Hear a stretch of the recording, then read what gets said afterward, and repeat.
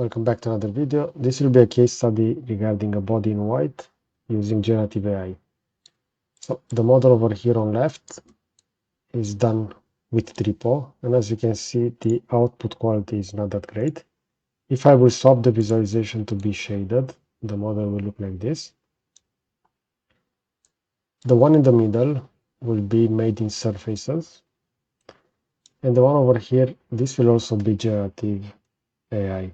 As you can see, if I will zoom out, it will retain a lot more details than the one made by Tripo. If I will swap this to only show the visible edges, the output will look like this. Now, let's better analyze those meshes.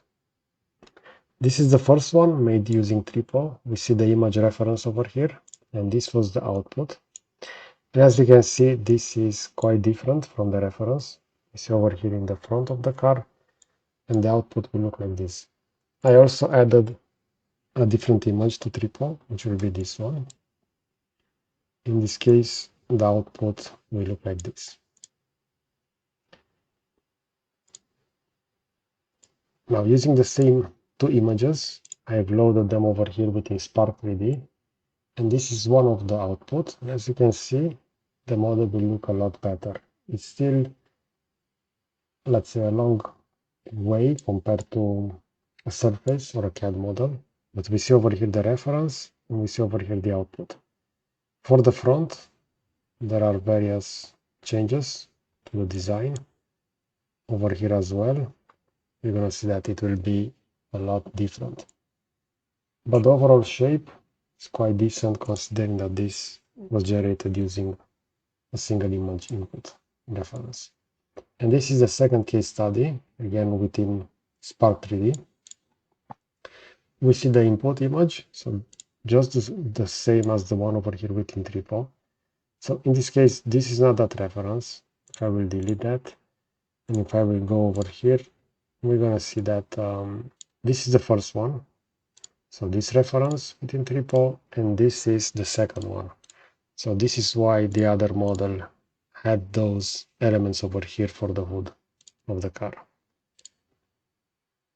Now, if I will jump within Fusion, we're going to see that the models will look like this.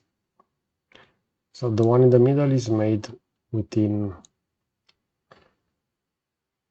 a CAD solution, so it's mostly made from surfaces. We're going to see that the orientation of some of those will have to be further adjusted, but we see how many details are added within that file.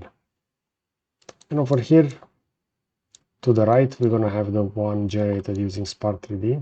We see over here on the middle, there are some oddly looking meshes with some elongated vertices over here.